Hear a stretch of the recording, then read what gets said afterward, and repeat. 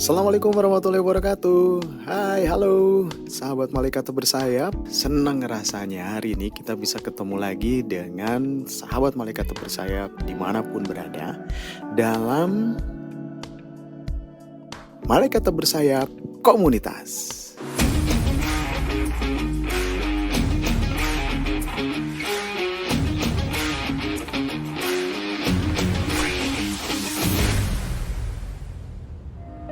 Halo, saya Goris Mustaqim, social entrepreneur Yayasan Asgar Muda. Jangan sampai zaman yang besar melahirkan generasi yang kerdil atau generasi yang mungkin tidak buat perubahan.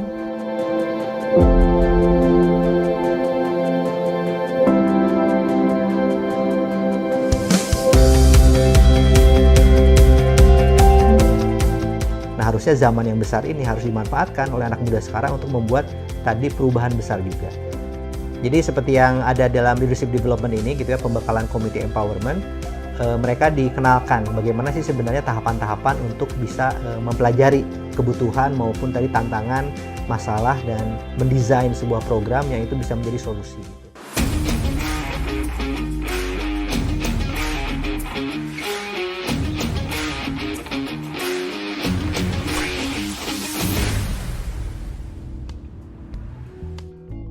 Oke, kita langsung sapa Kang Gorisnya. Udah siap tuh? Assalamualaikum warahmatullahi wabarakatuh. Kang, sehat ya Kang? Alhamdulillah sehat, Sampurasun.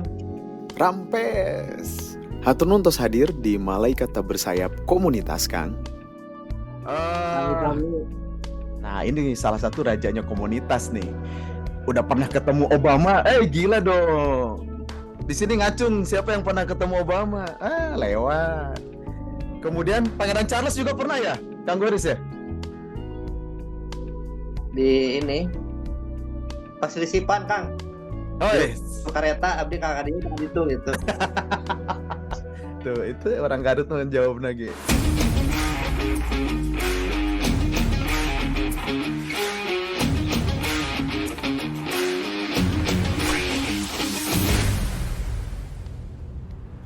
Kita sudah memberikan beberapa footage tentang Kang Goris ini, tapi nggak lengkap kalau Kang Goris sendiri yang menceritakan bagaimana perjuangannya merintis Asgar Muda ya, Kang? Asgar Muda. Oke. Perudak Asgar. Didengarkan ini langsung dari pelaku sejarahnya, langsung dari tokoh utamanya. Kita persilakan waktu dan tempat buat Kang Goris. Silakan, Kang. Iya, jadi Asgar tuh asal Garut.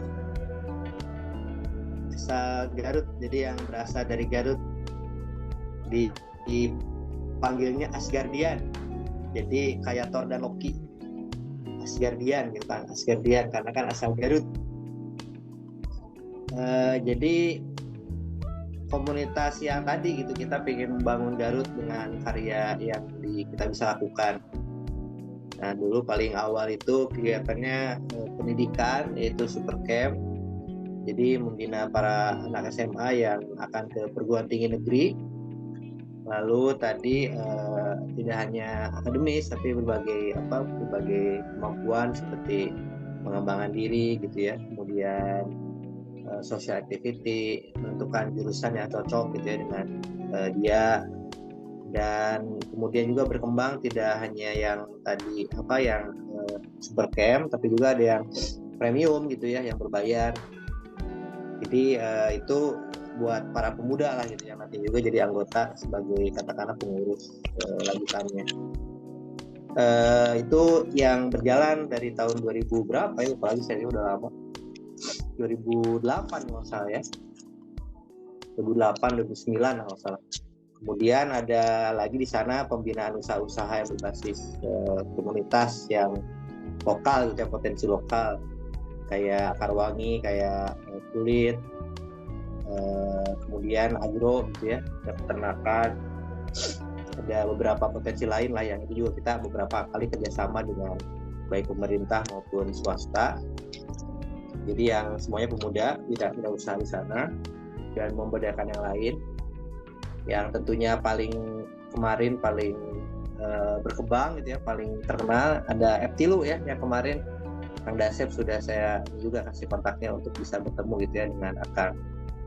Lalu berbagai inisiatif lain yang memang berkaitan dengan pengembangan daerah seperti beberapa inisiatif lanjutan gitu ya, ekonomi, BMT, kemudian beberapa koperasi gitu ya untuk menggalang di sana kebersamaan dan juga lain-lain gitu. Jadi itu Kang ceritanya.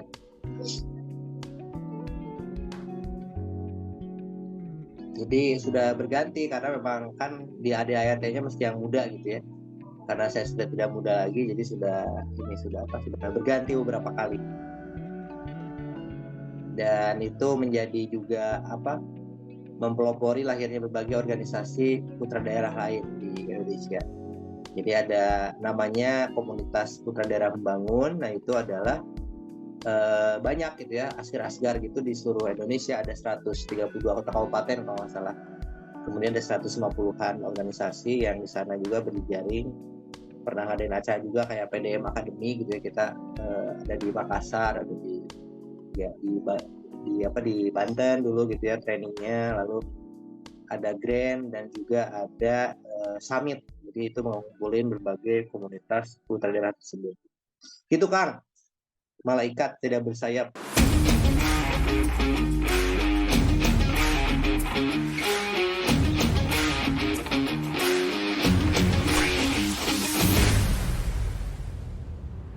Tuh, sahabat malaikat bersayap. Jadi informasi awalan barusan aja udah super informasinya. Nah, selepas dari yang super, berarti kita coba untuk sedikit membumi nih dengan kondisi real pemuda barudak Garut, Kang Goris. Nah, tolong bocoran sedikit nih. Waktu Kang Goris merintis itu, kondisi real pemuda saat itu, generasi muda saat itu kayak gimana sih sebenarnya? Kayak malaikat tidak bersayap, jadi semangat gitu ya dulu. Dengan banyak inisiatif itu memang pada berdatangan gitu ya. Tadi muda-muda yang punya frekuensi yang sama, kemudian juga tadi pingin ngadain sesuatu gitu ya, berkontribusi, dan banyak juga kolaborasi terjalin dulu. Jadi dulu aja saat kita di Garut belasan tahun lalu itu udah bisa datangin menteri gitu ya, udah banyak kerjasama, dipercaya jadi lembaga inkubator, pusat intermediasi UMKM dulu oleh Kementerian Perindustrian. Ada juga menteri kita undang gitu ya dari Menristek dulu ke Garut saat Technology for Children. Kemudian juga kerjasama banyak dengan beberapa pihak kayak swasta gitu dan lain-lain. Sampai tadi juga tersebar gitu programnya sampai beberapa kecamatan gitu ya, sampai ke hampir setengahnya lah, 20-an kecamatan. Kayak dulu juga ada pemberdayaan masyarakat berbasis lokal gitu, klaster kayak di Pawitan gitu ya, di Sindang Palai, kemudian di beberapa lokasi lain, Cilawu, itu yang memang berbasis potensi daerah.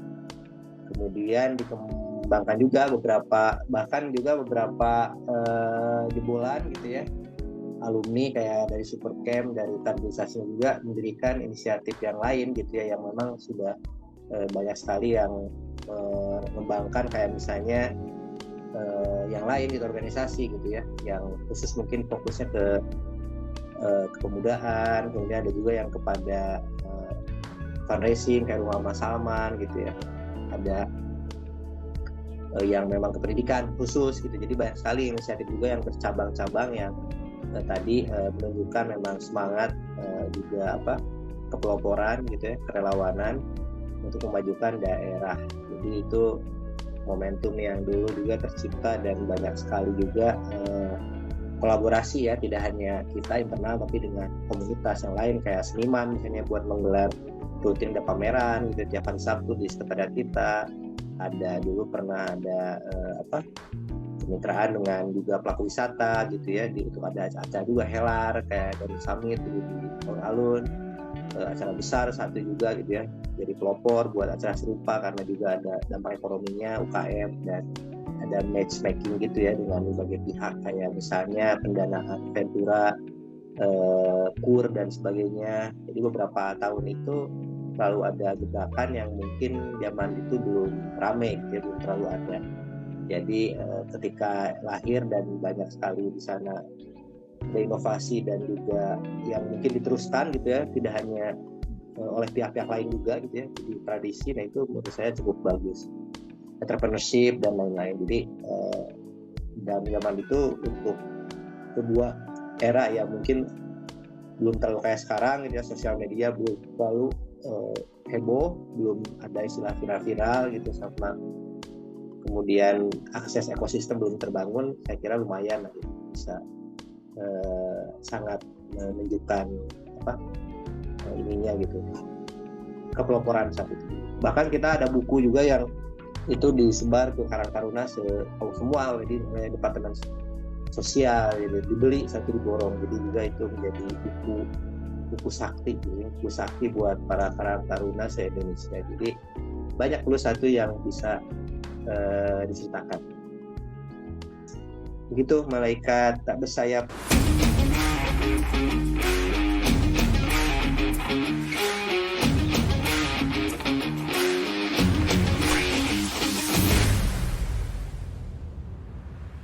Pada zaman tersebut ngundang menteri, berarti ini Akang punya backing yang kuat, duit yang banyak, kemudian accessibility nanu edan pasti nih.